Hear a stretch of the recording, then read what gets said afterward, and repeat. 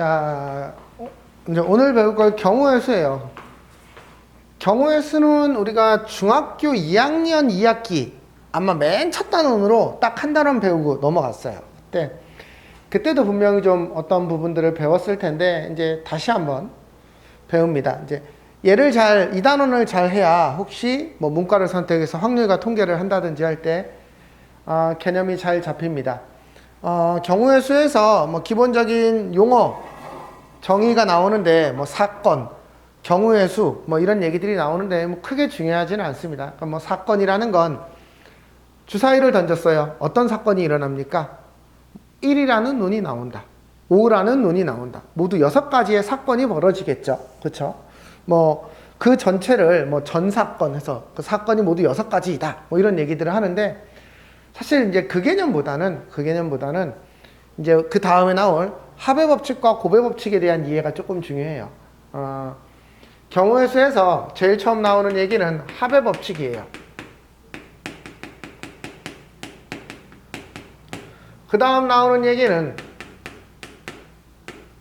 고배 법칙이에요. 도대체 얘가 얘기하고 싶은 게 뭡니까? 합의 법칙, 고배 법칙 들어본 적 있어?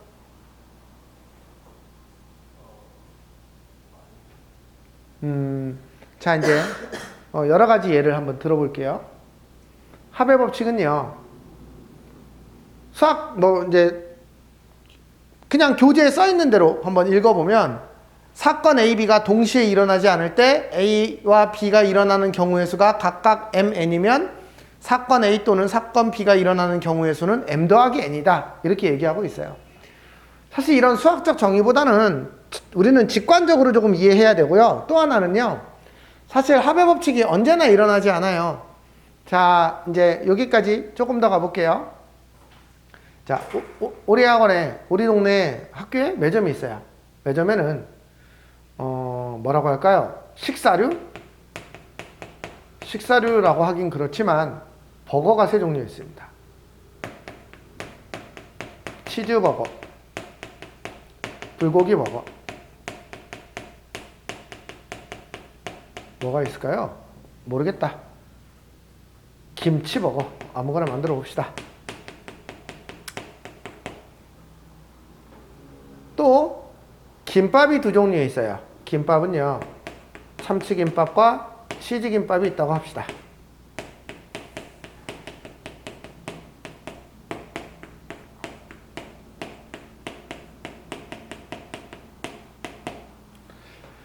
이번에는 음료류가 있어요. 콜라, 사이다, 오렌지 주스, 딸기 주스. 뭐 이렇게 4가지 정도 있다고 쳐봅시다.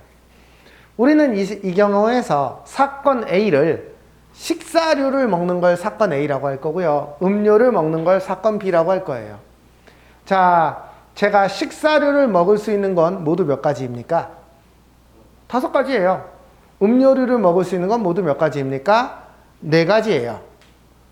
합의 법칙은 내가 식사류 또는 음료류를 먹는 거예요. 근데 여기서 말하는 또는이라는 건 얘를 먹으면 얘는 못 먹고요. 얘를 먹으면 얘는 못 먹는 거예요. 사건에서 A 또는 B라는 말은 A라는 사건이 일어나면 B라는 사건은 일어나지 않는 거예요.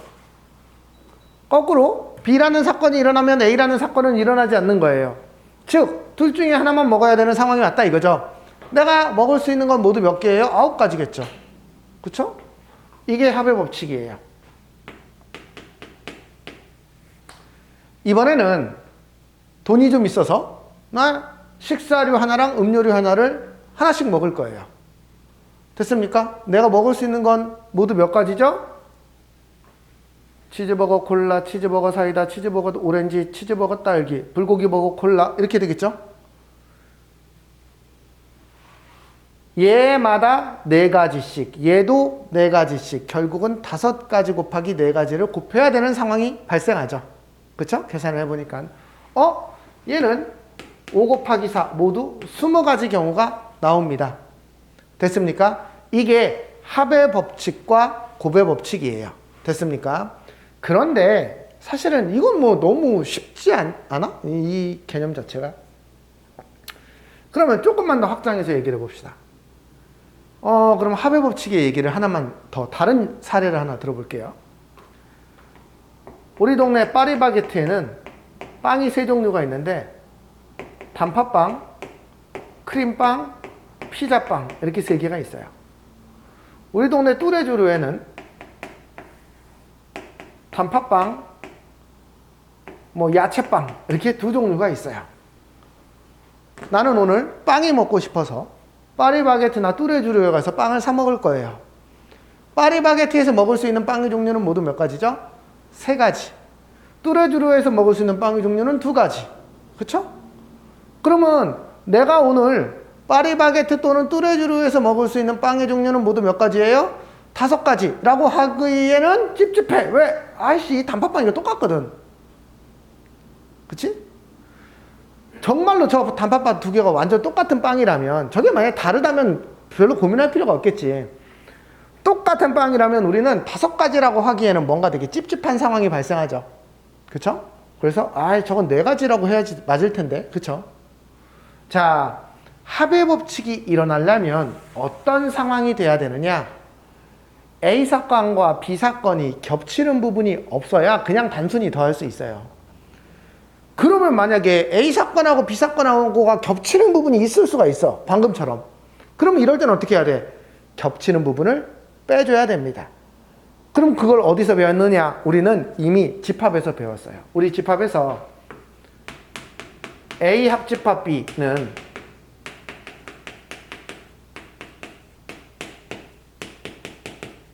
요렇게 했었잖아요. 그쵸? 이 원리를 그대로 적용하는 거예요. 예를 들면 아까 파리바게트에선 3가지였고 뚜레쥬르에선 2가지였는데 겹치는 게 1가지가 있었어. 맞지? 그래서 우리는 4가지다 이렇게 설명을 할 거라는 거지. 됐죠?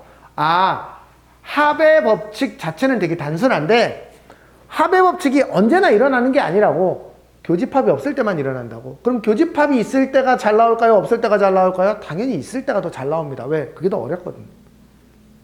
그러면 교집합이 있을 때는 단순히 못 더하는데요? 그럴 때는 집합에서 배운 이 원리를 이용해서 중복된 부분을 빼버리면 된다. 이런 뜻이에요. 됐죠? 되게 어려운 얘기 아니죠? 이번에는 곱의 법칙에 대한 얘기를 좀 해봅시다. 아니, 이렇게 모두 20가지가 있다는 건 이해가 됐어요. 여기까지는. 됐죠? A 사건도 하나 일어나고 B 사건도 하나 일어나는 거. 즉, 식사류도 하나 먹고 음료류도 하나 먹는데 모두 20가지다라는 건 알고 있어요. 그런데 얘가 버거는 무조건 탄산이지. 어떻게 버거를 주스랑 먹어? 이런 사고방식을 가지고 있는 애라고 생각을 해봅시다. 그러면 얘는 먹을 수 있는 게 몇 가지일까요?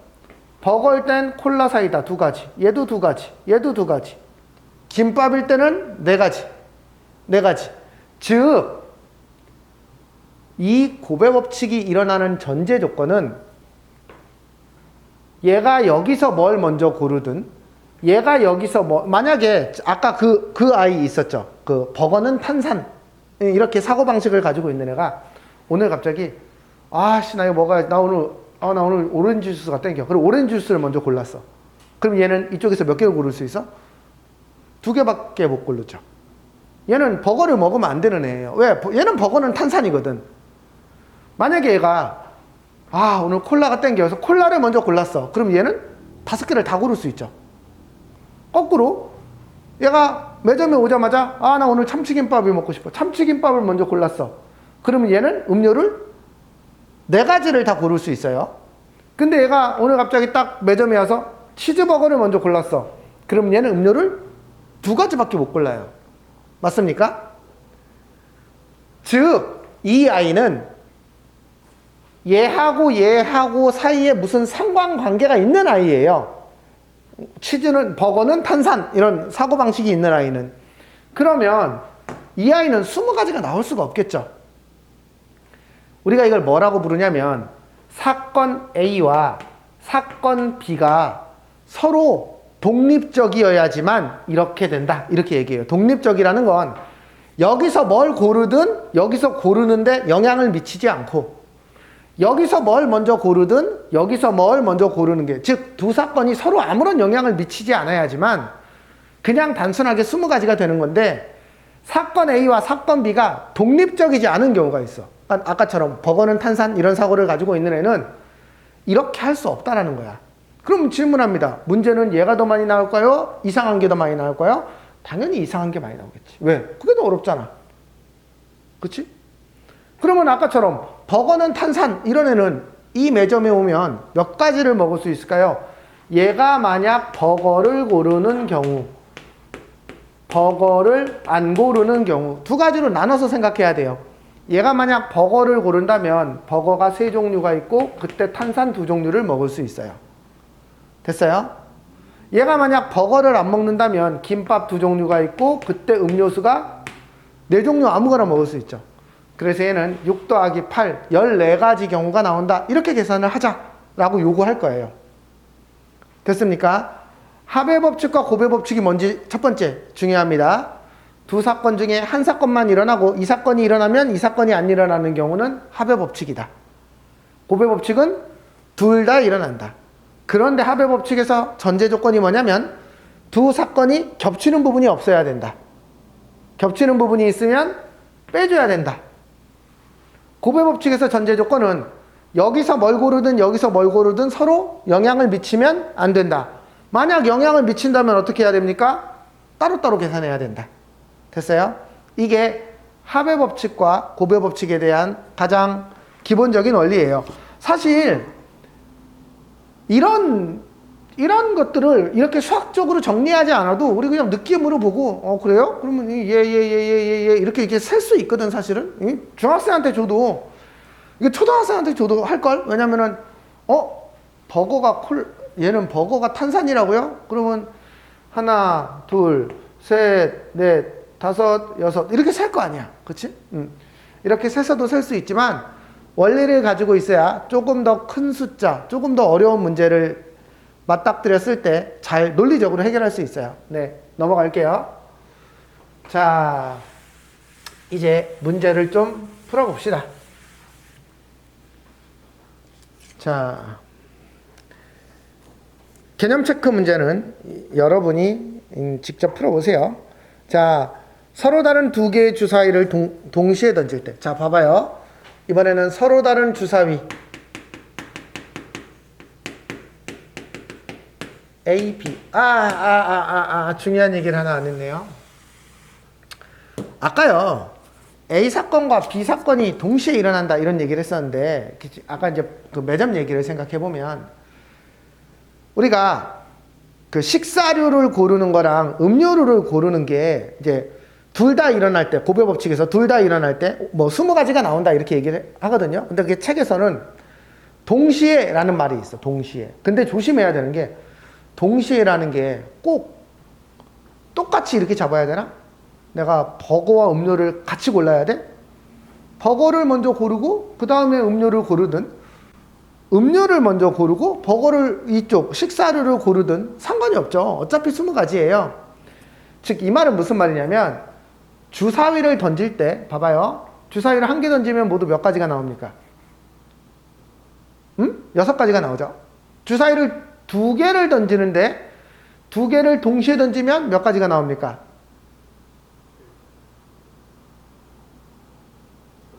36가지가 나와요.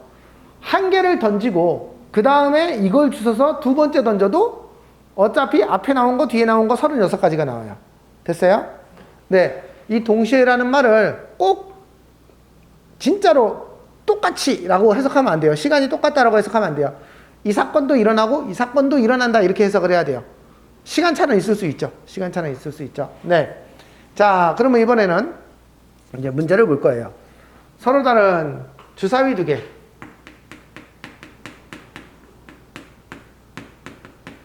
A하고 B라고 합시다. 나오는 두 눈의 수의 합이 4의 배수 또는 5의 배수인 경우를 구하시오. 그러면 이거는 두 눈의 수의 합이 4의 배수라는 건 두 눈의 수의 합이 4인 경우 두 논의 수의 합이 8인 경우, 두 논의 수의 합이 12인 경우, 이런 세 가지 경우가 있을 거고요. 5의 배수라는 건 5인 경우, 두 논의 수의 합이 10인 경우, 이렇게 두 가지가 있을 거예요. 자, 이 경우가 동시에 발생할 수 없으니까 얘의 경우, 얘의 경우, 얘의 경우를 따로 더할 거예요. 그러면 이게 얘인 경우예요. 이 경우를 따로 구할 이 경우 겹칠 일이 없죠. 두 수를 더했는데 5가 되면서 동시에 10이 되는 건 말이 안 되지 않습니까?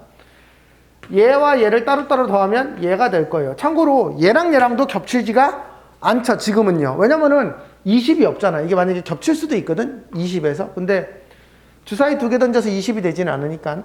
어쨌든 각각을 얘를 더하면 얘가 되고, 얘를 더하면 얘가 되고, 얘랑 얘도 겹치는 게 없으니까 그냥 더하면 되겠죠. 자, 얘는 1, 3, 2, 2, 3, 1, 세 가지. 얘는 2, 6, 6, 2, 이거 다섯 가지예요. 얘는 6, 6, 한 가지. 그래서 4의 배수가 나오는 경우는 모두 9가지예요. 얘는요, 1, 4, 4, 1, 이건 4가지예요. 얘는요, 여기가 6이려면 여기가 4, 6, 5, 5, 6, 4, 세 가지네요. 얘가 7가지. 얘랑 더하면 16가지다. 뭐 이런 얘기를 할 수 있어요. 별로 어려운 얘기는 아닙니다. 차분히 세보시면 될 것 같아요. 자, 그 다음에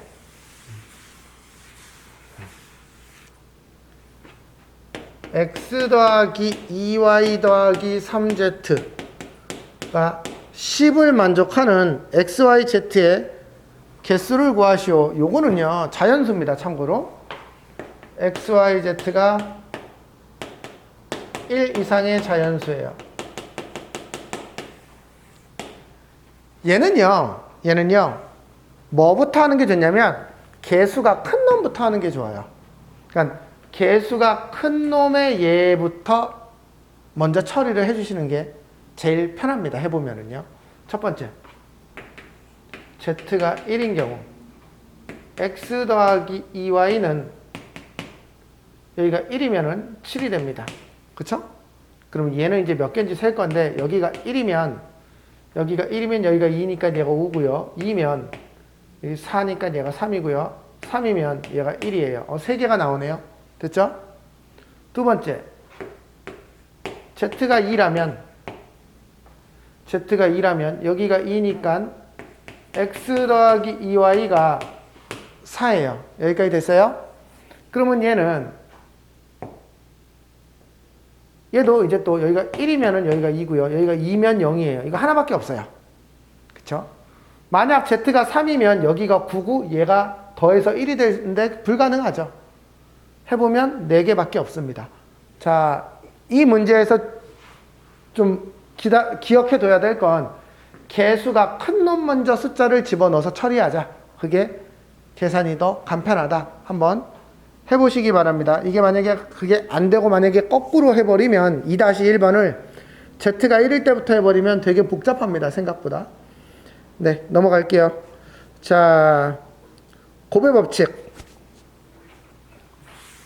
자, a 더하기 b 더하기 c의 x 더하기 y. 얘를 전개하면 항이 몇 개 생기나요? 6개 생깁니다. 이쪽에서 셋 중에 하나, 이쪽에서 둘 중에 하나, 그리고 얘랑 얘 중에서 얘도 곱해지고 얘도 곱해져야 됩니다. 그래서 이게 3 곱하기 2에서 6개 항이 생긴다. 이렇게 얘기할 거예요. 이걸 곱의 법칙과 관련이 있다. 이렇게 해석을 했네요. 그 다음 a 더하기 b에 p 더하기 q 더하기 x 더하기 y 더하기 z에 m 더하기 n. 여기선 항이 몇 개 나올까요? 4개가 나올 겁니다. 여기선 항이 6개가 나올 거예요. 참고로 얘랑 겹치는 항이 있을 수 있을까요? 말도 안 돼. 문제가 다 틀린데 어떻게 겹쳐? 그렇죠? 그러니까 겹치는 게 없을 거예요. 그러니까 그냥 더해 줍시다. 됐죠? 네. 그래서 10가지가 있다라고 얘기를 하면 될 거예요. 자, 이제 약수의 개수. 혹시 72의 약수의 개수 구할 줄 알아요?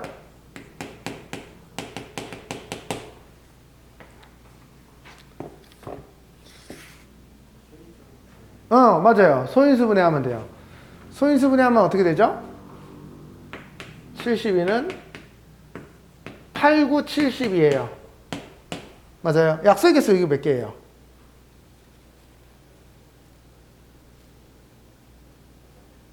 에? 아니야. 이 약수 어떻게 구하지? 혹시 이 상태에서 얘의 약수를 다 쓸 수 있어? 얘의 약수를 70의 약수를 다 써봐 라고 얘기하면 물론 초등학생 이렇게 써요. 1, 72 2가 되나? 2로 나눠 떨어지네. 2, 36 3도 나눠 떨어지네. 3 뭐 이렇게 쓸 수 있어요. 근데 이거는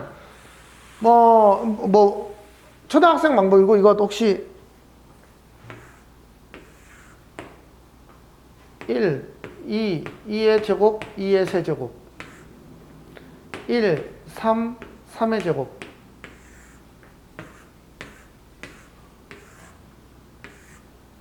얘를 가지고 곱하는 거예요. 그러니까 여기가 몇 개냐면 4개예요. 4개. 무슨 말인지 이해됐죠? 여기가 3개죠. 그러니까 지수 더하기 1 이렇게 한다. 이런 뜻이에요. 여기까지 이해됐어요? 여기까지 이해됐어요? 그래서 12개예요. 이게 뭐하고 똑같은 얘기냐면은, 야, 나 우리 집에 박하사탕이 3개 있고 포도맛 사탕이 2개 있는 거야. 나 오늘 너 만나러 갈 때 이거 가져온다. 몇 개 가져왔을까? 첫 번째, 안 가져올 수도 있고요. 박하사탕만 1개 가져올 수도 있고요. 뭐 이런 상황이에요. 이걸 지금 내가 너한테 이제 물어보는 거예요. 그러면 보세요. 내가 박하사탕을, 그러니까 이게 모두 몇 가지 있을까요? 내가 너한테 약 올렸어. 나 지금 집에 이거 있다? 그래서 네가 야 가지고 와. 그래서 내가 알았어 하고 딱 갔어. 내 주머니에 뭐가 있게? 자, 모두 몇 가지 경우가 있겠냐라는 거죠. 그렇죠? 뭐 하나도 없는 것도 있을 수 있어요. 아예 없을 수도 있고, 아니면 정말 다 가져왔을 수도 있죠. 자, 이걸 생각해 볼 거예요. 자, 이건 어떻게 생각해야 되냐면, 만약에 내가 이 포도사탕이 없고 박하사탕만 있어요. 박하사탕 나 3개 있다? 나 딱 왔어. 내가 모두 몇 가지 경우가 있을까요? 없는 경우까지 하면 4가지죠. 없거나 1개 가져왔거나 2개 가져왔거나 3개 가져왔거나 4가지겠죠. 이게 4가지죠. 내가 만약 포도사탕만 있었다고 생각을 해보세요. 내가 모두 몇 가지 가져왔을까요? 3가지 가져올 수 있어요. 안 가져왔거나 1가지, 2가지. 1개, 2개. 그러면 내가 이렇게 있으면 어떻게 돼요? 얘 따로 생각해보고 곱해줘서 12가지여야 돼요. 됐습니까? 이해됐어요? 이게 얘하고 똑같아요, 원리가. 72의 약수라면 2가 없을 수도 있죠. 예를 들면 72의 약수 중에 3 같은 애는 2가 없는 거거든. 9 같은 애도 2가 없는 거고. 2가 1개 있을 수도 있죠. 그렇죠? 2나 6 같은 경우에는 2가 하나 있는 거예요. 2가 2개 있을 수도 있고 3개 있을 수도 있고. 무슨 말인지 이해됐어요? 그래서 그 상태를 이렇게 곱해서 이렇게 나타낸 요게 얘의 약수의 개수예요. 그래서 우리 약수의 개수를 중학교 1학년 때는 이런 개념을 이해하지 못하니까 어떻게 했냐면 얘 더하기 1, 얘 더하기 1 이렇게 하라고만 배웠어요. 됐습니까? 여기까지? 네. 어쨌든 약수의 개수는 4 곱하기 3이에요. 12개다 라고 알 수 있다. 자, 그러면 지수를 다 더해서 1씩 생각을 해야 되고, 이걸 이제 중학생들은 요걸 1씩 더해서 외우고, 고등학생이라면 어떤 생각까지 할 수 있어야 돼? 방금 박하사탕 얘기했던 것처럼 2가 안 올 수도 있고 1개 들어올 수도 있고 2개 들어올 수도 있고 3개 들어올 수도 있겠구나. 그래서 2가 4가지 상황이 있겠구나. 3이 3가지 상황이 있겠구나. 이렇게 해석할 수 있어야 돼요. 넘어갈게요. 자, 5번. 오른쪽 그림과 같이 네 지점 A, B, C, D를 A, B, C, 여기가 C군요. D. 여기는 두 가지고요. 여기는 네 가지고요. 여기는 세 가지고 여기도 세 가지예요. 자, A에서 C 지점으로 가는 모든 경우의 수를 구하시오. 자, 이런 겁니다. 얘는 A에서 B를 거쳐서 C로 가는 방법이 있고 A에서 D를 거쳐서 C로 가는 방법이 있어요. 여기까지 됐죠? 그런데 A에서 B를 거쳐서 C로 가는 방법은, 그러니까 이 방법과 이 방법은 서로 겹칠 수가 없죠. 그러니까 이거 아니, 이렇게 가면 이렇게는 절대 못 가. 이렇게 가면 이렇게 절대 못 가. 이게 두 개가 뭐 겹칠 일이 없어요. 그러면 얘는 모두 몇 가지입니까? A에서 B로 가는 방법이 네 가지고 B에서 C로 가는 방법이 세 가지인데, 이건 이렇게 가고 또 가야 되니까 이건 곱하기예요. 당연히 이해가 됐어요? 얘는 A에서 D로 가는 방법이 두 가지고 D에서 C로 가는 방법이 세 가지니까 얘도 일어나고 얘도 일어나는 거예요. 이 사건은. 그래서 곱하기 6이에요. 얘랑 더해서 18 이렇게 됩니다. 여기까지 됐죠? 네. 한번 문제를 읽다가 풀면서 조금 더 생각을 해보시면 될 것 같아요. 자, 이제 마지막 두 개 남았어요. 자, 이번에는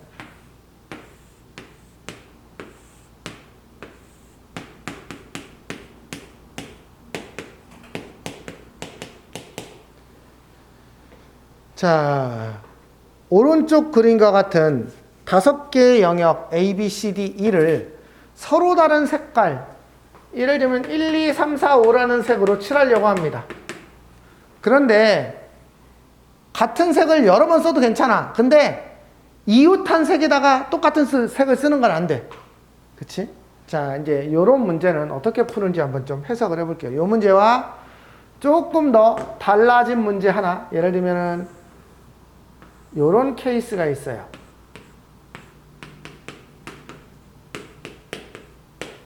자, 이렇게 요런 문제는 이렇게 생각을 해야 돼요. 자, A에 내가 색깔을 칠할 겁니다. 왜 A를 먼저 칠해요? B 먼저 칠하면 안 될까요? 이럴 때 가장 쉬운 원리는 인접한 면이 많은 애부터 색칠을 하는 게 쉬워요. 됐어요? 그래서 A가 현재 인접한 면이 제일 많아서 A를 먼저 칠할 거예요. A를 칠하는 색깔은 모두 몇 가지가 될 수 있을까요? 5가지 중에 하나예요. 그쵸? 1, 2, 3, 4, 5 색 중에 마음에 드는 거 하나 칠하면 되겠죠. A를 칠할 수 있는 건 5가지예요. 됐죠? 그리고 이제 B를 칠할 겁니다. B를 칠하는 건 모두 몇 가지가 될 수 있을까요? A를 칠한 색은 못 칠해요. 이웃한 색에 똑같은 색을 칠할 수 없다고 했으니까. B를 칠하는 색깔은 모두 4가지가 돼요. 됐어요? 그리고 나서 C를 어떤 색을 칠할 거예요? 모두 몇 가지가 될까요? 3가지가 됩니다. 자, 이제 D를 칠할 거예요. 어떤 색이 될까요? 몇 가지가 될까요? 3가지입니다. 그렇죠? A하고 C를 제외한 아까 B 칠한 거 또 칠해도 상관없어요. 이거는요. 3가지입니다. E는요, 역시 3가지예요. 그래서 얘의 답은 그냥 단순하게 이거예요. 여기까지 됐어요? 자, 근데 이제 만약에 그림이 이런 상황이라면 똑같은 문제인데 어떻게 되는지 한번 보세요. A에 먼저 색을 칠할 거예요. A는 5가지예요. 여기까지 됐어요? 그 다음 B에 4가지가 될 거예요. 여기까지도 됐죠? C는 A, B에 칠한 걸 못 칠하니까 3가지고요. D는 A, C에 칠한 걸 못 칠하니까 3가지예요. 그 다음 E는 어떻게 돼요? 아까 여기 D를 칠한 거랑 B를 칠한 게 똑같을 수도 있고 다를 수도 있다고 그랬잖아요. 만약에 얘랑이 달랐다면 여기는 2가지일 테고 얘랑이 똑같은 색이었다면 여기는 3가지가 될 거예요. 이렇게 경우가 나눠지는 경우가 있다면 이렇게 쓸 수가 없어요. 그러면 이제 얘는 다시 풀어야 돼요. 왜 이런 일이 발생했어? B와 D가 같을 경우와 다를 경우에 따라서 E가 달라지니까. 그러면 얘는 문제를 갈라서 풀어야 돼요. 아까 고배 법칙을 할 때 아까 뭐 피자 어쩌고 콜라 탄산 이런 상황 때문에 발생하는 경우가 있잖아요. 이런 케이스예요. 이런 애들이. 그럼 첫 번째, B랑 D랑이 똑같은 색을 칠하는 경우. 두 번째, B랑 D랑을 다른 색으로 칠하는 경우. 이렇게 둘로 나눠서 생각을 해야 됩니다. 그럼 자, 구해볼게요. A는 모두 몇 가지? 5가지. 이번엔 B하고 D하고 똑같은 색을 동시에 칠할 겁니다. 몇 가지? 4가지를 칠할 수 있죠. 자, 그럼 여기에 어떤 색이 칠해졌고, 여기에 뭐 이런 색이 칠해졌어요. 여기는 모두 몇 가지? 3가지. 여기는 모두 몇 가지? 3가지. 됐어요? 왜? 1, 2만 피해서 칠하면 되니까. 됐죠? 이번에는 B하고 D에 다른 색을 칠하기로 했어요. 그러면 A에는 모두 몇 가지? 5가지. B에는 4가지. 그 다음에 D를 먼저 칠할 거야. 여기에 어떤 애가 칠해졌어? 여기는 1, 2를 제외한 3, 4, 5 중에 하나가 칠해져야 돼요. 여기까지 이해됐어요? 그러면 이제 C는 모두 몇 가지 칠할 수 있어? 2가지, 얘도 2가지. 얘랑 얘를 더한 게 요 답이에요. 됐어요? 이 문제는 쭉 가면 아무 문제 없이 경우의 수가 딱 결정이 되는데 얘는 그렇지 않아요. 그래서 이걸 하나하나 생각할 때마다 좀 생각을 해보면서 문제를 풀어야 된다라는 걸 알 수 있습니다. 자, 그 다음 마지막 필수 예제 7번 요거까지 하면 이제 오늘 할 거는 다 끝났어요. 자, 1,000원짜리 지폐 1장과 500원짜리 지폐 2장, 100원짜리 동전 4개, 500원짜리 동전, 500원짜리도 동전이죠. 네.